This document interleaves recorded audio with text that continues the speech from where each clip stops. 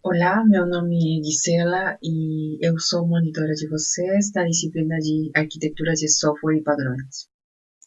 E a aula de hoje é de smells e refatorações. Meu nome é Gisela Angulo, eu sou estudante da pós e orientada ao professor Walter.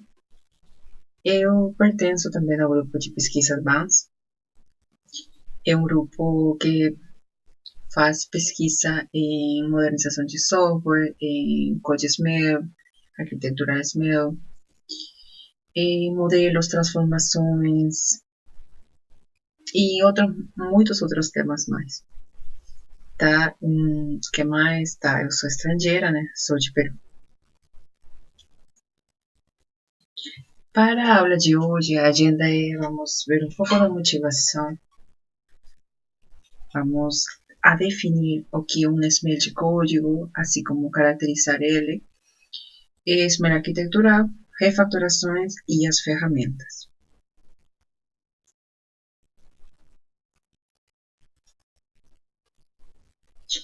Então, no ciclo de vida do software, a última etapa é a etapa de manutenção, que é uma etapa importante, é uma etapa longa, porque espera-se que o software vai ser utilizado até ele se tornar obsoleto. Então, nesse período, pode acontecer muita coisa, né? Tipo, novos requerimentos, modificação dos requerimentos existentes, correção de bugs, né? Então, essa etapa de manutenção é uma etapa importante, é uma etapa também muito trabalhosa. A manutenção é uma atividade essencial para qualquer sistema de software. E um detalhe importante aqui que entre 50% e 80% dos custos de software estão relacionados à atividade de manutenção. Isto é, reparar falhas de design, implementação, adaptar o software para um ambiente novo, adicionar ou modificar funcionalidades. Né? Então, é uma etapa importante, é uma etapa difícil também, porque precisa de bastante trabalho, né? E o problema aqui é que, devido a uma rivalidade do mercado, a pressão de prazos e a mesma inexperiência dos desenvolvedores, a manutenção às vezes é feita sem considerar estándares, sem considerar certos padrões. Qual é que é a consequência disso? O chamado code SMEL. É. Mas o que é um code SMEL? Ou SMEL de código? Code SMEL é um termo cunhado por Ken Beck, que se refere a uma indicação na superfície de algo que geralmente corresponde com um problema mais profundo no sistema. Outro autor, Fowler, definiu o code SMEL como são sintomas de escolhas de design e implementação ruins, o que pode dificultar a compreensão, aumenta a complexidade do código, a propensão a falhas, diminui a capacidade de manutenção dos sistemas. Então, é um problema. Apesar disso, um code SMEL não é um erro, tá? Isso que fique muito claro, um code SMEL não é um erro, porque o sistema responde às funcionalidades que tem o sistema, está funcionando, está respondendo, não impedem o funcionamento, tá? Só que os códigos SMEL são sintomas, são cheiros de que alguma coisa está errada aí, que alguma coisa não está da forma certa. E isso pode trazer problemas mais para frente, talvez não no momento, mas mais para frente, quando precisa ser feita alguma manutenção, quando precisa ser acrescentada alguma funcionalidade, é aí que pode trazer os problemas e as falhas. Então, como consequência, temos que um código SMEL traz para o código-fonte, traz para o sistema, traz para o software essa dificuldade de compreensão. Diminui essa capacidade de manutenção, aumenta os custos de manutenção, pois às vezes é preciso já não de uma ou de duas pessoas, senão de uma equipe completa. Mais horas de manutenção, né? Qualidade inferior, afeta diretamente a performance, difícil de evoluir, aumenta a complexidade do código e isso causa essa tendência a falhas.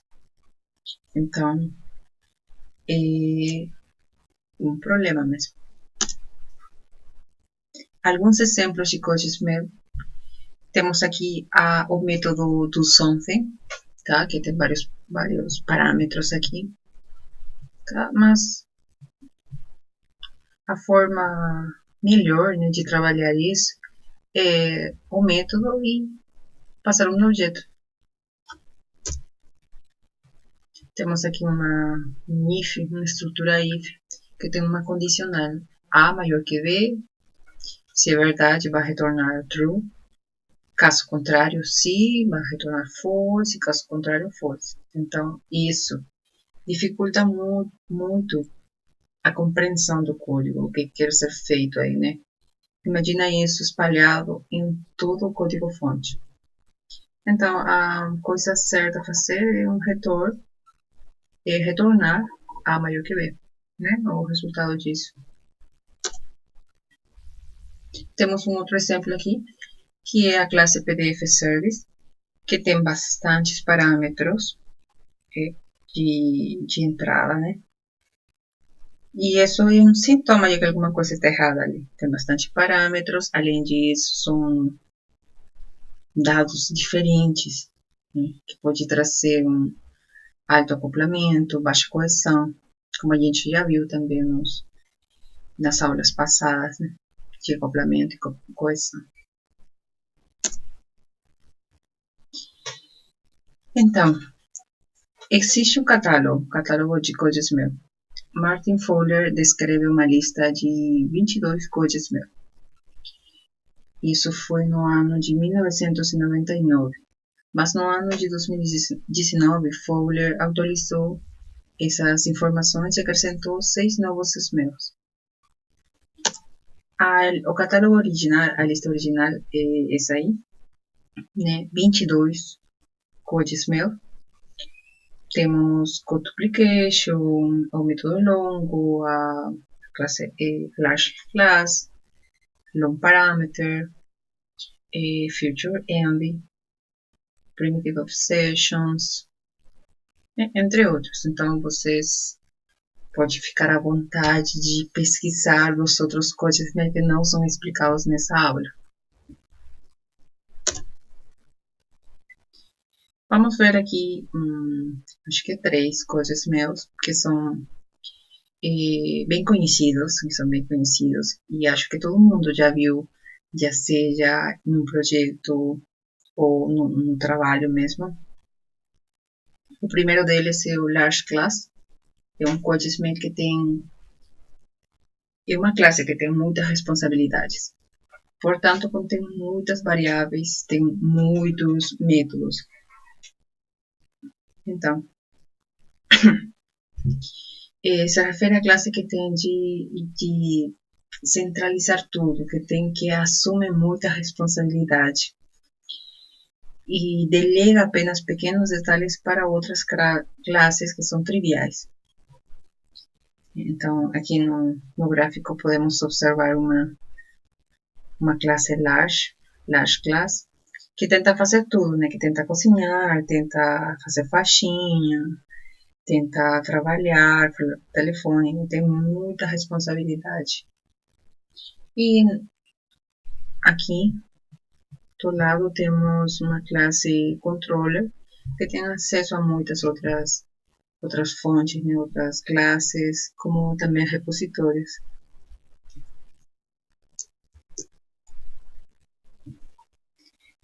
Geralmente os smells, no geral, são identificados por meio de métricas.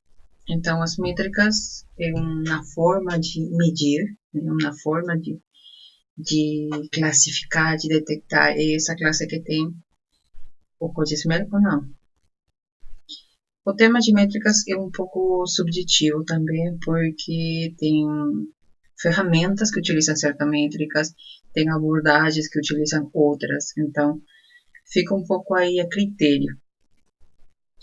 Tá? Então, por exemplo, na ferramenta PMD, tá? Considera que se a classe tem mais, bom, 1000 linhas de código, né? A mais, essa classe pode ser considerada a large class. Por outra parte, temos a abordagem de Trifù e outros, que tem outra forma de estabelecer esse cálculo. Para isso, utiliza o acesso aos dados forâneos maior a 2, o peso do método maior ou igual a 47 e a coesão da classe, que seja menor a 0,33. Então, quando tudo isso é verdade para a abordagem dos autores, essa classe tem esse código SMEL, large class. Tem outra abordagem de Kaur e outros que estabelecem algumas regras para identificar a large class. Por exemplo, se o número de linhas do código é maior a 300 e tem mais de 5 long methods, então é um large class. Ou se a profundidade da árvore de herança é maior a 5, ou no caso da coesão, do acoplamento, perdão, é maior a 10. Então, nesses casos também, para os autores, essa classe é um large class. Quais as consequências de ter esse código SMEL? A classe longa normalmente é muito complexa para reutilizar, é muito complexa também para testar. Imagina, tem bastante responsabilidade, bastante coisas diferentes. Para armar esse cenário de teste é complicado. Pode apresentar complexidade excessiva, reutilizar a classe. Pode usar recursos excessivos, mesmo para operações simples. Um exemplo disso é a classe chamada de Generator Java, de Argo UML, que é composta por 66 métodos e mais de 1000 linhas de código. Tem aqui o link se vocês querem dar uma olhada nesse Generator Java, que é uma classe gigante. Tem outro exemplo aqui da classe chamada de Matrix. Tá, para isto eu utilizei a ferramenta JTeodora, que tem a opção de tem essa funcionalidade de detectar spells, tá? Um dos meus é cat class. Tá? Na literatura é utilizado o termo large class e cat class como sinônimos. Então aí tá tudo bem. Então, para JTeodora, a classe Matrix é uma classe do tipo large class. Se eu coloquei essa Matrix na ferramenta Sonagraph, só para ver quais são essas características que tem a classe. Uma das características é a quantidade de linhas de código, que é 985. Então, JDeodoran considera que a classe Matrix é uma classe do tipo que apresenta o SMEL large class. Mas se a gente utilizasse essa outra ferramenta chamada PMD, tá? Que precisa de que a quantidade de linhas de código seja 1000, mas essa classe tem 985. Para a ferramenta PMD, essa classe não seria uma large class, não teria nenhum código SMEL. Então, o tema de métricas, o tema de estabelecer esses limites é um pouco subjetivo. O seguinte código SMEL é Code Duplication, chamado também de duplicação de código, chamado também de Code Clone. Significa que a mesma estrutura do código aparece em mais de um lugar. Aqui o problema principal reside nos diferentes tipos de duplicação. tá? Na literatura observamos e encontramos diferentes tipos de code clone. Temos o tipo clássico, que a maioria das abordagens e das ferramentas aborda, que é que temos dois trechos de código que são sintaticamente iguais. Tem outro tipo também de code clone em que os trechos de código são sintaticamente diferentes, mas semanticamente iguais. E isso é difícil de detectar, porque você tem dois trechos de código que estão implementados de forma diferente, mas fazem a mesma funcionalidade. Tá? Mas, geralmente, as abordagens abordam o primeiro tipo, onde você consiga ver, né, que os trechos são realmente iguais. Enquanto métricas, temos que a ferramenta checkstyle detecta o smell, contando 12 linhas de código duplicado consecutivo no código-fonte.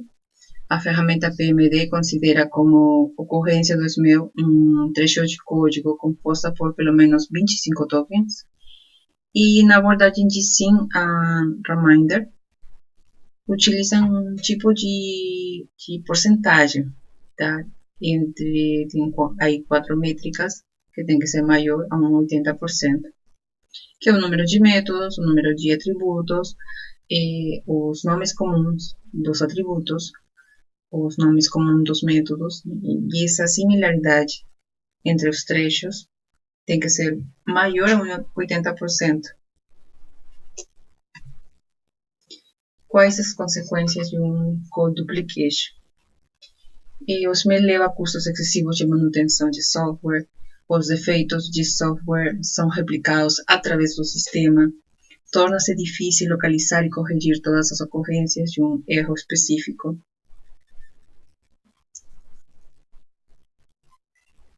E temos mais um, que é o Future Envy, que é um tipo de inveja, né? Indica um método que parece mais interessado em uma classe diferente daquela em que está realmente. Invoca muitos métodos getter de outra classe. Esse aí, por exemplo, é um indicativo, né?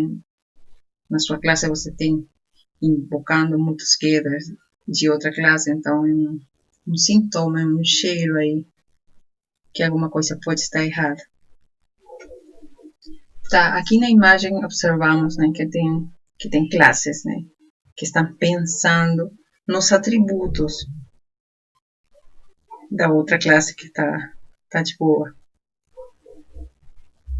E nessa outra imagem temos a classe A e a classe B, uma que possui um método M1, que usa vários métodos da classe B, que usa os métodos M2, M3 e M4. Qual é o problema com isso? Na verdade, no momento, não tem problema, né?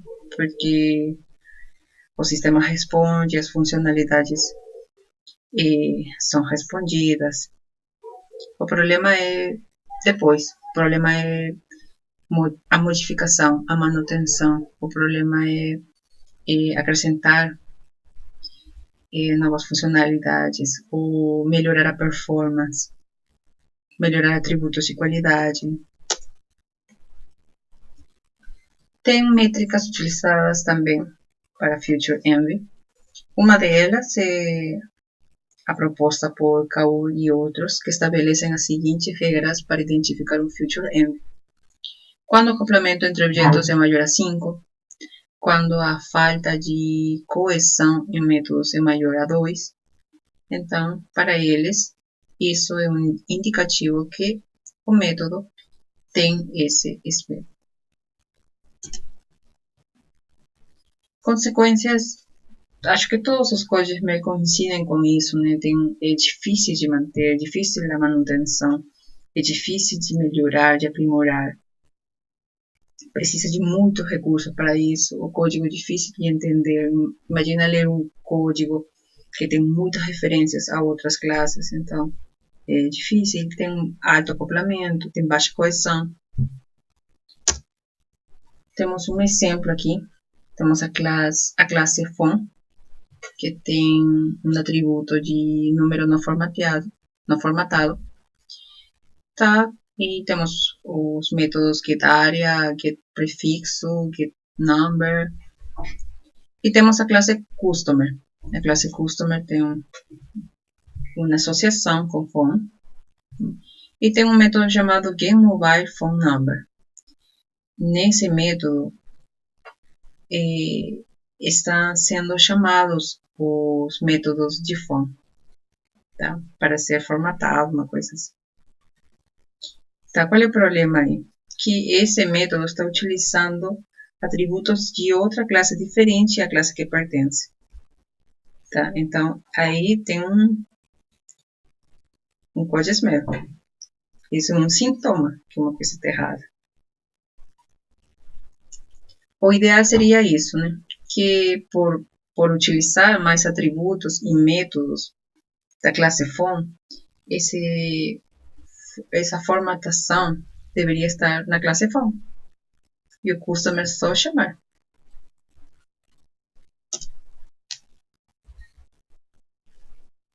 Tá?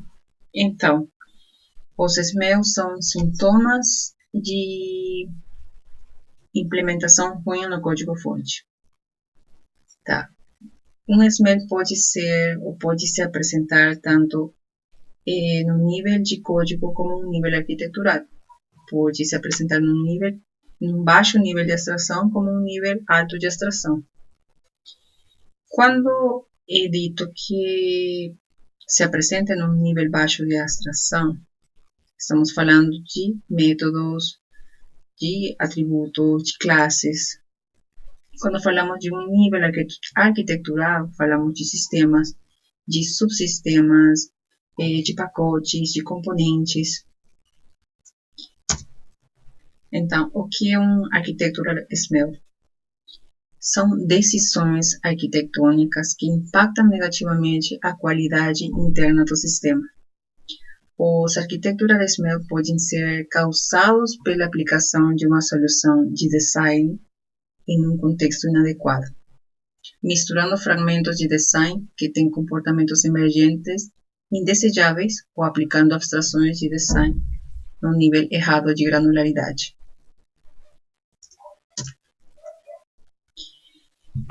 Na literatura existem catálogos de Architectural SMEL. Tem bastante, na verdade, segundo diferentes autores. Então, aqui, para esta aula, vamos abordar 3 Architectural SMEL, que são conhecidos e são intuitivos. O primeiro deles é a dependência cíclica. A dependência cíclica se refere a um subsistema, um componente, que está envolvido em uma cadeia de relações que quebra essa natureza acíclica desejável. E esses subsistemas envolvidos são difíceis de serem tratados isoladamente, de ter a manutenção, de serem testados também. A granularidade aqui é um nível de classes ou de pacotes. As métricas também fica um pouco mais complicado definir métricas para identificar SMEs a um nível arquitetural. Por exemplo, a ferramenta Arcan usa o algoritmo de DFS, que é Deep First Search. A ferramenta representa o software como uma árvore, como um grafo, e faz esse percorrido para achar essa dependência cíclica. Então, a métrica depende muito da abordagem e da ferramenta utilizada. Temos aqui um exemplo de dependência cíclica, é um exemplo da ferramenta Sonagraph.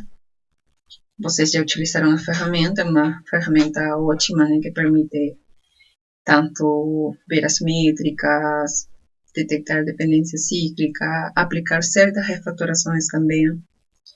É Sonagraph versão arquiteto. Tá. E nesse gráfico observamos que o pacote multi-refactor tem uma dependência cíclica com refactorings, que tem um tipo de relacionamento de ida e de volta. Então, aqui está gerando um ciclo. Por exemplo, para testar refactorings, precisaríamos também dessa classe multi-refactor. Para fazer manutenção, também precisaríamos entender as suas classes. E o ideal seria quebrar esse ciclo.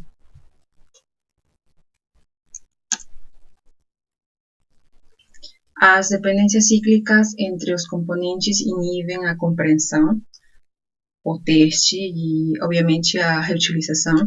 Isso torna o sistema menos fácil de manter, porque é difícil de entender o código, né? Quando forma parte de um ciclo completo, um ciclo maior, né? Nesse caso é um ciclo pequeno.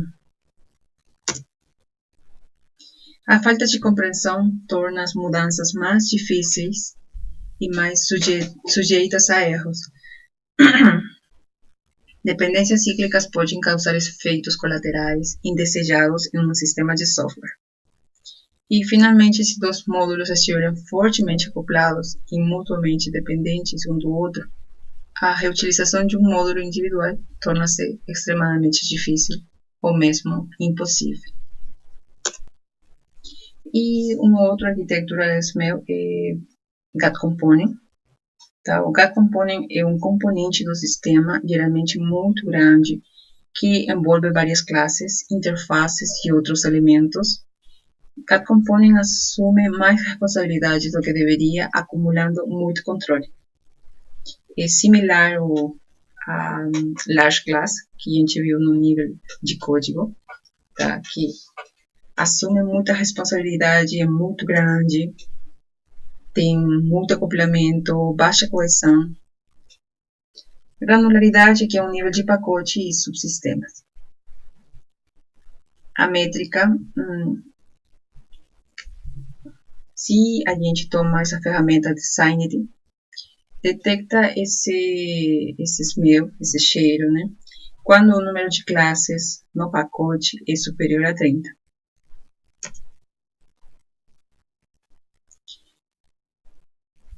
O GAT Component traz que os componentes são difíceis de testar, né? Porque você tem que pensar em todos os cenários que você deve considerar para fornecer um teste razoável. Os componentes são difíceis de ler e entender. Componentes também são difíceis e arriscados de mudar.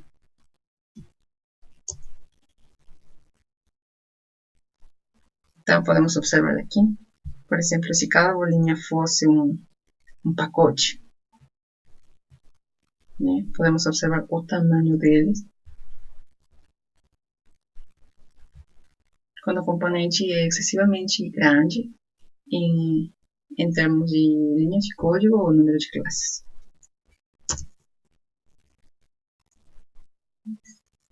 Refatorações. Então, a gente já viu o problema da manutenção, a gente já viu a criação não, os SMELs, que são sintomas de que alguma coisa está ali implementada de forma ruim, que pode trazer problemas mais para frente. Tá, e como a gente resolve isso? Como que é feita essa resolução do problema, né? Com a ajuda das refatorações. Tá, podemos observar aqui, por exemplo, temos a Mercúrio, do You Have a Minute. Você tem um minuto. Sim, just a second, né? I'm refactoring some my code. Você fala, o que significa isso?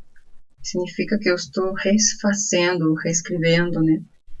Na forma que deveria ter sido escrito no primeiro lugar, na primeira oportunidade. Mas falar que estou fazendo refatoração só é melhor. Então, o que é uma refatoração? Uma refatoração é uma mudança feita na estrutura interna do software para torná-la mais fácil de entender e mais barata de modificar, sem alterar seu comportamento observável. Tá? Folha. Tem outra definição aqui de refatoração, que é uma mudança no sistema que deixa seu comportamento inalterado, mas melhora alguma qualidade não funcional, como simplicidade, flexibilidade, compreensão, desempenho. Então, fica claro que uma refatoração não muda o comportamento do sistema. É uma mudança, é uma alteração no código, sem mudar o comportamento visível, né, para o usuário. Então, como um tipo de resumo, podemos dizer que a refatoração não muda o comportamento observável. Você pode reutilizar os testes, né, que tinha antes, a um nível funcional. Remove a complexidade desnecessária, melhora a qualidade do software, torna o código mais simples e fácil de entender, torna o código mais flexível, torna o código mais fácil de alterar. As refatorações têm também benefícios e riscos.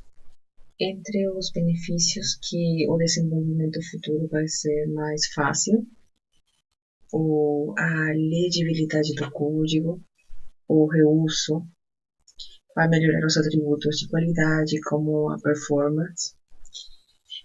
Também motiva, né? E como riscos, quebrar alguma coisa que está funcionando bem, causar algum tipo de modificação que seja visível para o usuário, piorar a qualidade do código e gastar tempo e esforço. Então, as refatorações têm essa desvantagem, né? Que você trabalha no código, melhora ele, faz ele e com uma maior qualidade, pode ser mais fácil de manter, mas externamente você não está acrescentando funcionalidade. Então, é isso que também impede, né, muitas empresas fazerem uma refatoração mais profunda. Tá, a refatoração também tem um catálogo grande de refatorações que resolvem os problemas dos CodeSmell.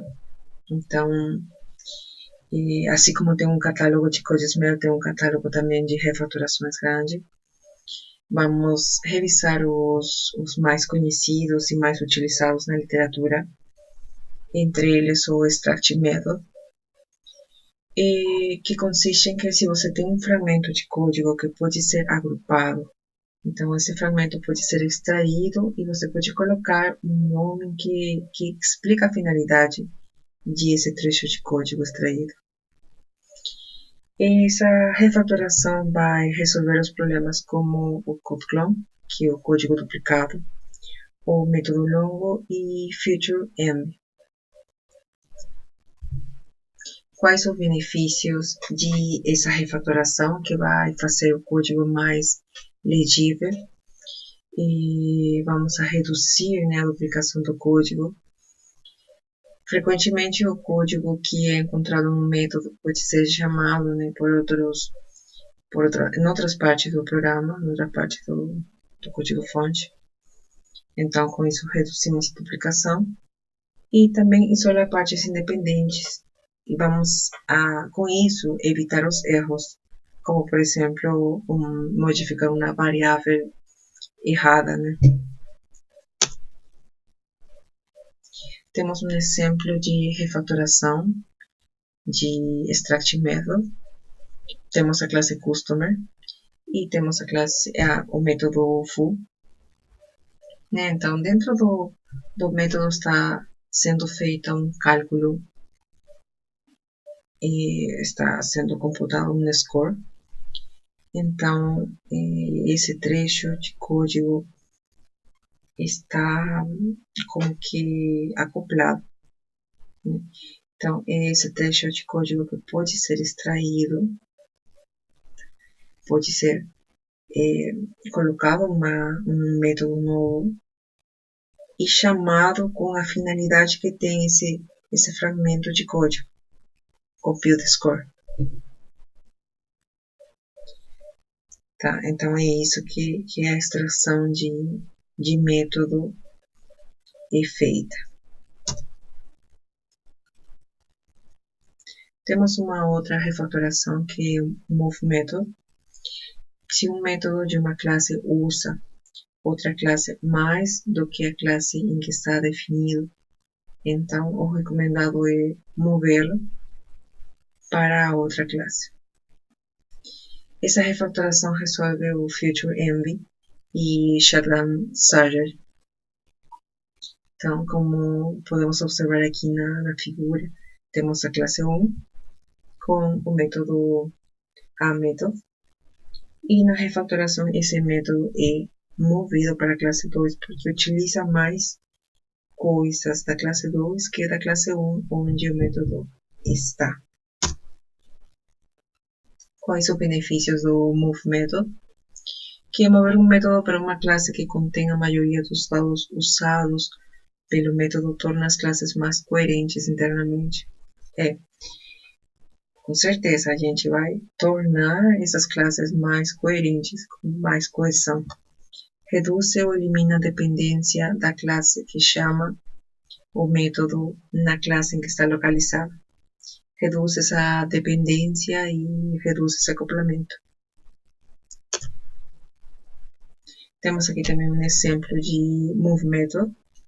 Temos a classe estudante, que tem um tipo de que tem um método para verificação se o estudante está no curso. Então, na verdade, esse método está usando mais características do curso que do estudante. Então, extrair esse fragmento de código e criar um método novo, né? Extrair esse método e colocar esse método na classe onde é utilizada é o certo a fazer.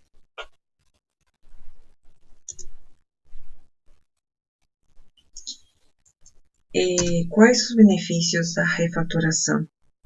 Tem um estudo, tem um paper do autor Kim e Zimmerman, que fazem um estudo dos desafios, dos benefícios das refatorações. Uma das perguntas foi: que benefícios para você, né, observou a partir das refatorações? Então a resposta foi essa, foi uma resposta bem interessante, porque tem que melhorou 29,9%, respondeu que melhorou a manutabilidade do software, melhorou e fez o código mais entendível, 43%, diminuiu a quantidade de bugs, 26%, melhorou a performance, que são atributos de qualidade, 12%, reduziu a quantidade de código, 4%, também a redução do duplicate code, do code clone, 6%, melhorou, né, a testabilidade, 12%, e voltou o código mais fácil para incrementar novas features, 27%, melhorou a modularidade, 18%, e diminuiu o tempo para a saída do produto para o mercado, 5%. Então, a refatoração, como resumo, né, melhora o design do software. Sim, refatoração, design vai caindo e torna mais fácil de entender, como a gente viu também no gráfico. Ajuda a encontrar os bugs e a reduzir também eles, além de que promove um entendimento profundo do código em questão, e esse entendimento ajuda o programador a encontrar bugs por anticipado e pronosticar também os futuros, os bugs potenciais. Então, a refatorar também ajuda ao ajuda a programar mais rápido. Um bom design permite progressar, permite evoluir. Ferramentas para a detecção de codesmel. Tem bastante ferramentas na literatura. Algumas das ferramentas têm plugins disponíveis, outras não têm. Temos ferramentas como CFinder, como Infusion, como iPlasma, JDeodorant, PMD. Tá? E aqui, por exemplo, o JDeodorant tem um plugin e detecta os smells Future Envy, Large Class, Low Method, desenvolvido em Java e detecta também código Java, tipo, detecta os smells em projetos Java. Utiliza como técnica de detecção as métricas e também a AST, que é uma árvore sintática. Tá, está liberado para uso, sim. Tem manual, tem guia, tem interface de usuário, foi desenvolvida em 2007. Então aqui fica na vontade, né, de procurar ferramentas que possam ajudar a vocês a entender mais os smells e por que não colocar também seus projetos ali, identificar os smells, que é bem interessante. As referências. Esse é nosso propósito, né? Obrigada.